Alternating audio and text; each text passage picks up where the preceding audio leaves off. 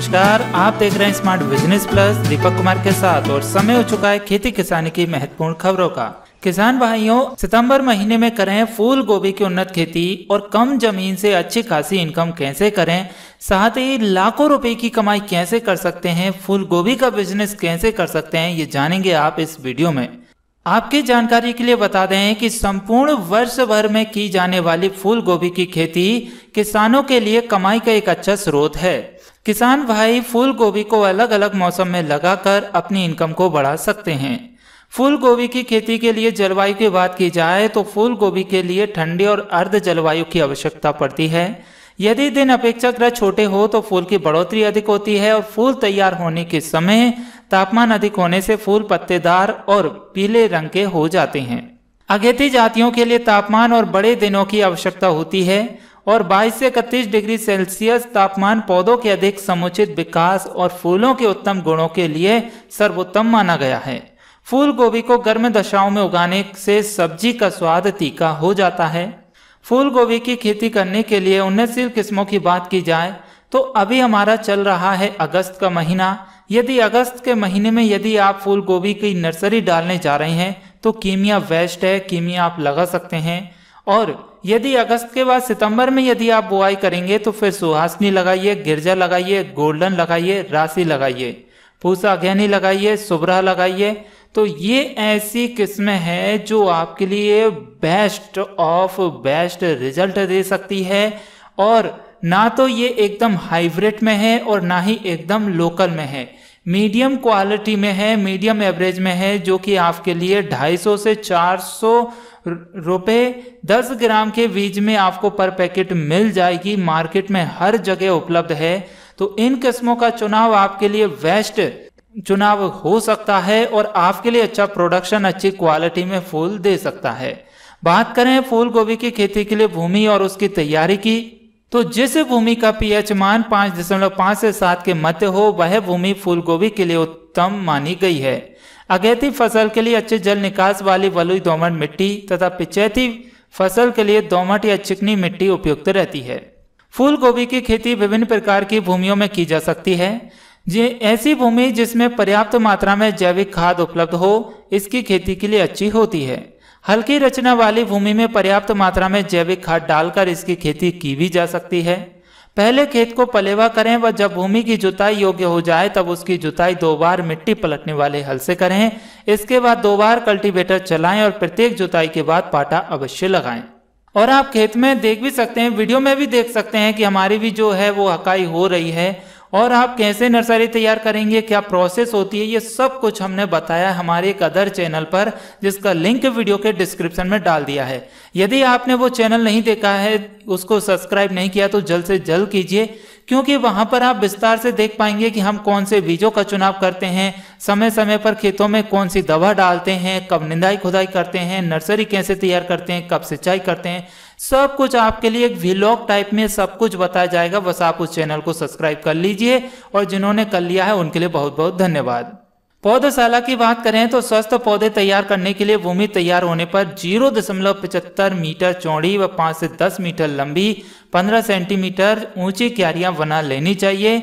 2 क्यारियों के बीच में 50 से 60 सेंटीमीटर चौड़ी नाली पानी देने तथा अन्य क्रियाओं करने हेतु रखनी चाहिए। पौधा डालने से पहले 5 किलोग्राम गोबर की खाद प्रति क्यारी में मिला देनी चाहिए तथा 10 ग्राम म्यूरेट ऑफ पोटास व 5 किलो यूरिया प्रति वर्ग मीटर के हिसाब से क्यारियों में मिला देना चाहिए। पौधा 2.5 से 5 सेंटीमीटर दूरी की कतारों में डालना चाहिए। क्यारियों में बीज बुआई के बाद सड़ी गोबर की खाद से बीज को ढक देना चाहिए। इसके 1 से 2 दिन बाद नालियों में पानी लगा देना चाहिए या अजारे से पानी देना चाहिए। तो ये तो एक टेक्निक हो गई जो कि ज़्यादातर वैज्ञानिक तौर पर बताई जाती है, लेकिन हम जो टेक्निक इस्तेमाल करते हैं वो आप वीडियो में देख सकते हैं। हमने पहले क्यारी की अच्छे से तैयारी कर ली खाद डालकर, फिर ऊपर से छिटकवा विधि से हमने बीज को छांटा है। फिर खाजर के खुरेरा, जिसे खाजर बोलते हैं या खुरेरा बोलते हैं, घास से आप उसमें मिट्टी है उसके ऊपर चला दीजिए जिससे बीज अंदर ढक जाएगा। फिर उसको आप जो महिलाएं हमारी माताएं बहनें साड़ियां पहनती हैं उनसे ढक दीजिए या जूट की बोरी आती है उससे ढक दीजिए। तो उससे उसका जर्मिनेशन बीज का काफ़ी अच्छा होगा और 3 दिन में बीज जमीन से बाहर निकल आएगा। और जब बीज की बुआई करेंगे तभी हाल साल तत्काल उसी समय हमारे लिए सिंचाई करना होता है।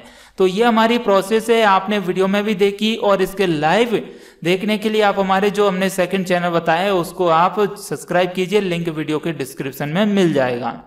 बात करें पौधरोपण की, तो पौधरोपण के लिए आपके लिए बता दें कि ये पौधरोपण आपकी मात्र 30 से 35 दिन में तैयार हो जाएगी, क्योंकि अब मौसम एकदम ठंडा हो चुका है।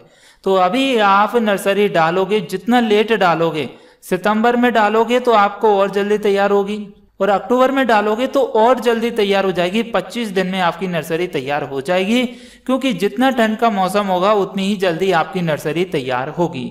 लगाने की विधि 2-3 तरह की होती है। पहली विधि तो होती है कि आप बेड बनाकर उस पर लगा सकते हैं, जिस पे आप ड्रिप इरिगेशन का इस्तेमाल भी ले सकते हैं, जो कि हम अभी नहीं करते। हम एक सीधे तौर पर करते हैं जिसमें हमें प्रोडक्शन ज़्यादा मिलता है। यदि आप बेड बनाकर लगाओगे तो फिर आपकी जो पौध है, नर्सरी है, वो कम लगती है खेत में, जिस कारण हमें प्रोडक्शन कम मिलता है। लेकिन हमारी जो टेक्निक है वो आप वीडियो में देख सकते हो। हमने ट्रैक्टर की सहायता से एक 7 फीट चौड़ी क्यारी बनवा ली है और उसमें सांचे की सहायता से लाइनिंग बना दी है और फिर मजदूरों से लगवाई जा रही है।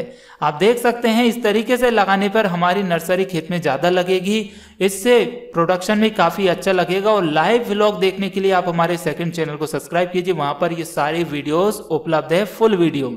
बात करें खाद एवं उर्वरक की, तो फूल गोभी की अधिक उपज लेने के लिए भूमि में पर्याप्त मात्रा में खाद डालना अत्यंत आवश्यक है। मुख्य मौसम की फसल को अपेक्षाकृत अधिक पोषक तत्वों की आवश्यकता होती है। इसके लिए 1 हेक्टेयर भूमि में 35 से 40 क्विंटल गोबर की अच्छे तरीके से सड़ी हुई खाद एवं 1 क्विंटल नीम की खली डालते हैं। रोपाई के 15 दिनों के बाद वर्मी वॉश का प्रयोग किया जाता है, और यदि रासायनिक खाद का प्रयोग करना हो तो 120 किलोग्राम नाइट्रोजन, 60 किलोग्राम फास्फोरस तथा 60 किलोग्राम पोटास तत्व के रूप में देना चाहिए।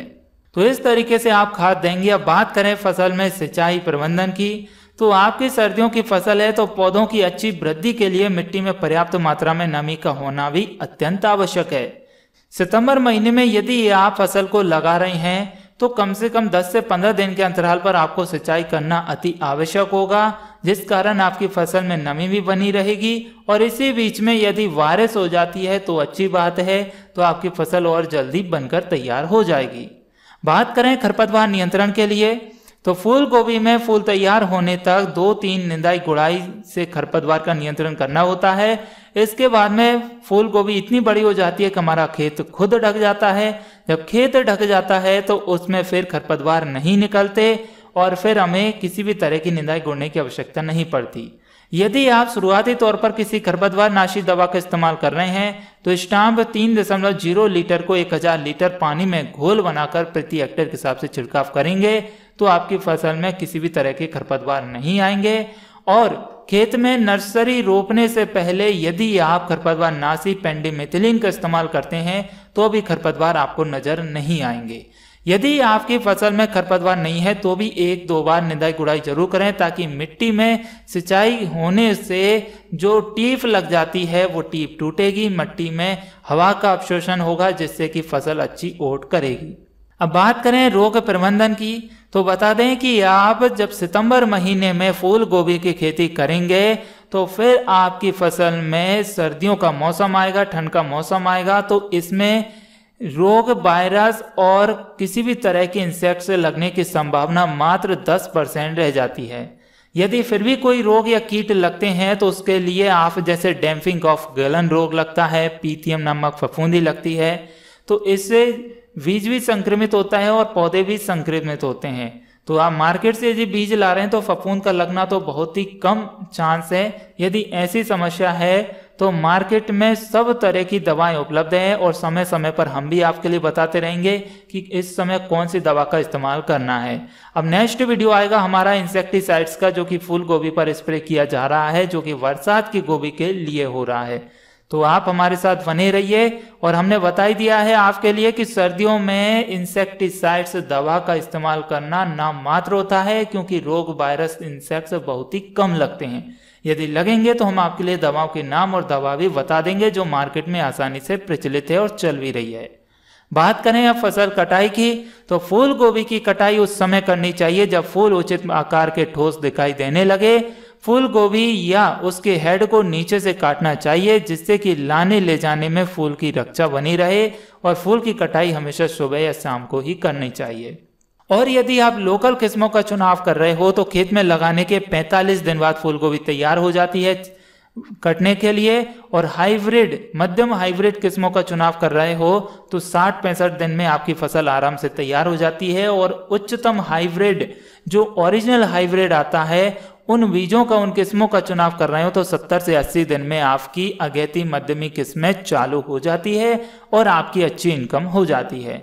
तो किसान भाइयों, इस तरीके से आप फूल गोभी की उन्नत खेती करके अच्छी खासी इनकम कर सकते हो। और मेरा यहाँ तक कि मानना है और हमारा एक्सपीरियंस भी ये कहता है कि हम जब भी सर्दियों के मौसम में फूल गोभी खेती करते हैं तो लागत और मेहनत बहुत ही कम आती है, क्योंकि इस समय मौसम का पूरा सहयोग मिल जाता है हमारे किसान भाइयों को। अब इसके अलावा भी आपके कोई डाउट्स हैं, किसी तरह की समस्याएं हैं तो आप हमें कमेंट कर सकते हैं। हमारा जो सेकंड चैनल बताया था उसका लिंक भी वीडियो के डिस्क्रिप्शन में, उसे भी सब्सक्राइब कर सकते हैं। वहां पर व्लॉग के रूप में आपको खेती किसानी की जानकारी मिलती रहेगी। तो चलिए मिलते हैं अगली वीडियो में इसी तरह की और भी खेती किसानी की जानकारी लेकर। आपको ये वीडियो कैसी लगी लाइक शेयर कीजिए। पहली बार हमारे चैनल की वीडियो देख रहे हैं तो चैनल को सब्सक्राइब करके घंटी के आइकन को दबाइए। नमस्कार, जय हिंद, जय भारत, वंदे मातरम, भारत माता की जय।